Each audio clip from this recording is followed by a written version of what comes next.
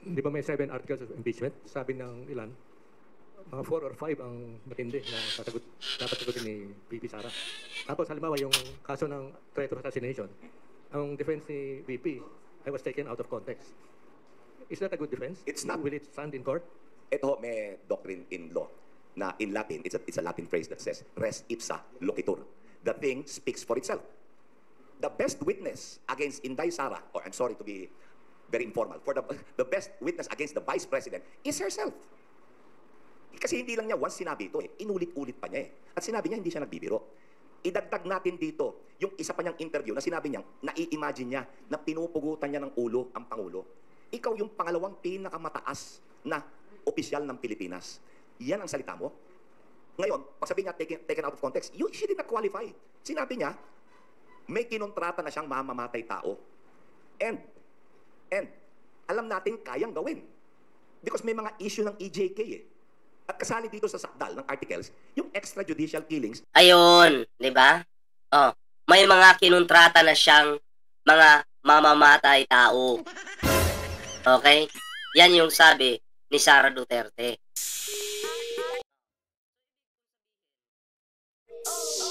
Ibig pong sabihin mga pre, okay? Ang mga taong ito ay bayad na. Kasi may kinontrata Nag-iwan na ng mensahe. Abay, nakapagbayad na pala si Sara Duterte para patayin po si Pangulong Bongbong Marcos. Ang tanong po dito ngayon, sino po ang taong ito? Diba?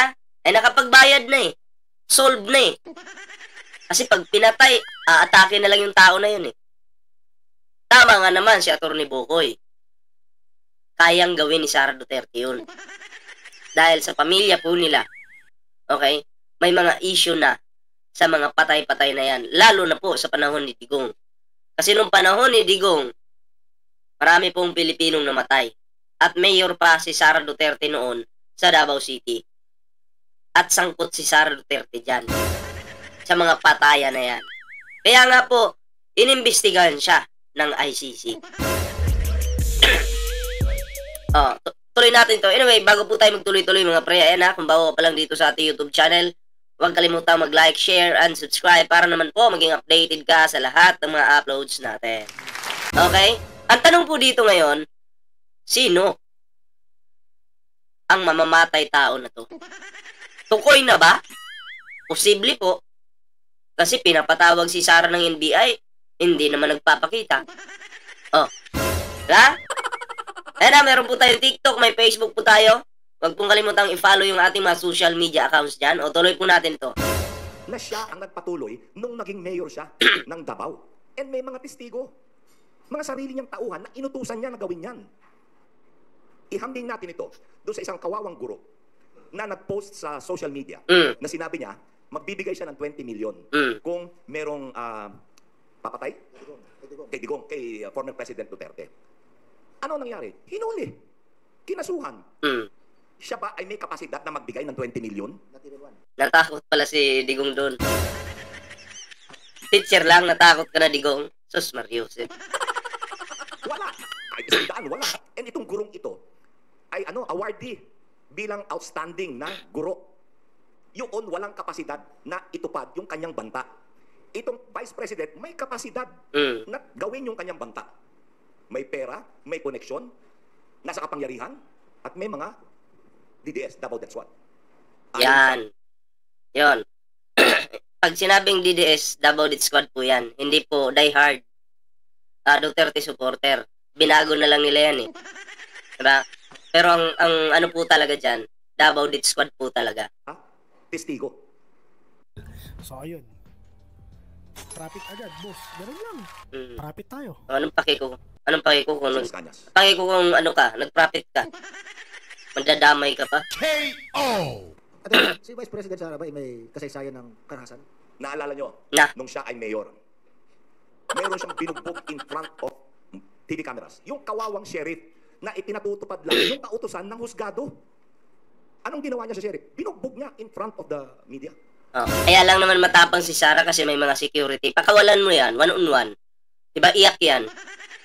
Oh, totoo po yan. Sheriff versus Sara Duterte, one-on-one, walang makikialam. Baka mamatay pa yan.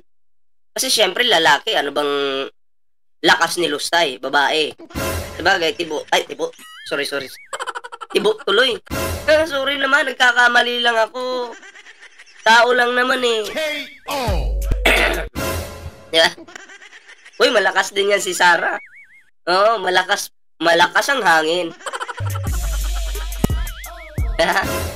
Ano pa?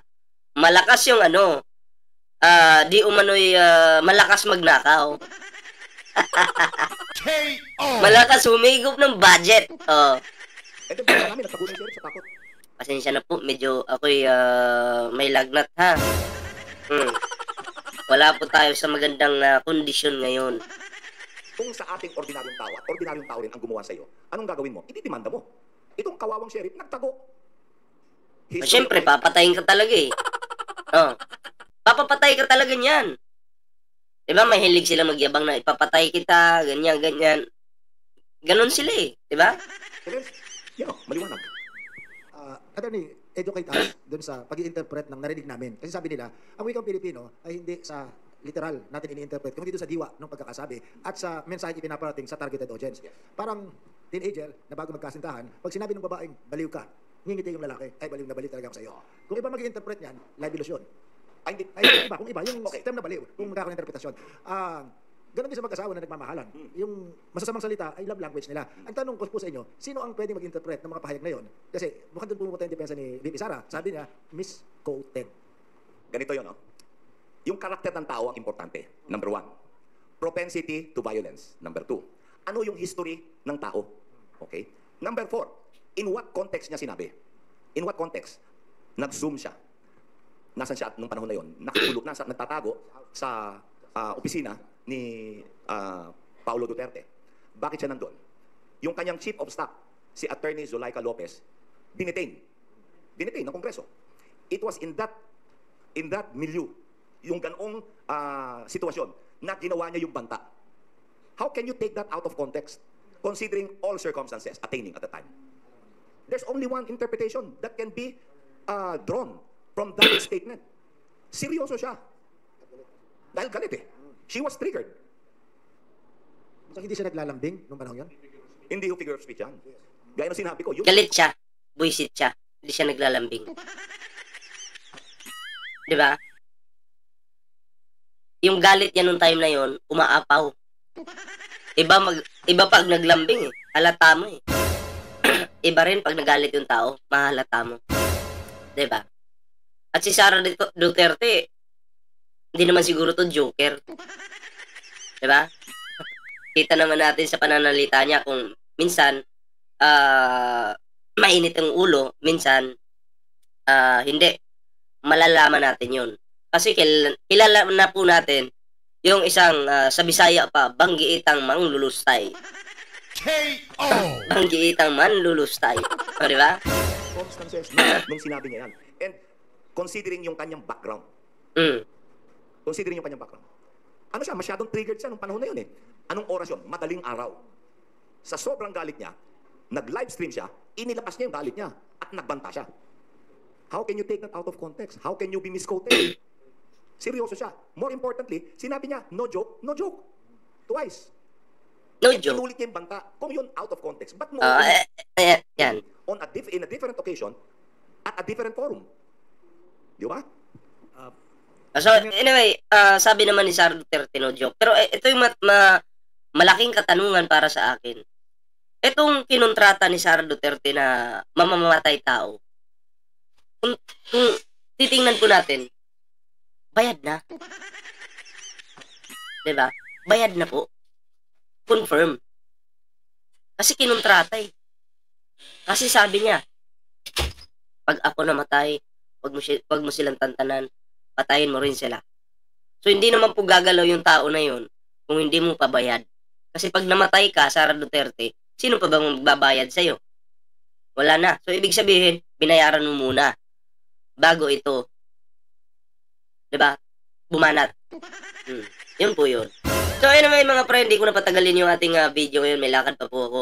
And so, syempre, no, maraming salamat po sa mga nag-share ng ating video, nag-like, maraming salamat po mga pre. And syempre mga pre, sa inyong lahat na nandito. And meron po tayong Facebook page, TikTok. And sa hindi pa nakasubscribe sa ating YouTube channel, huwag kalimutang mag-like, share, and subscribe para naman po maging updated kayo lahat sa mga uploads natin. So, ingat po, kita-kits po tayo sa susunod na video. Ingat po, and bye-bye po, pansamantala.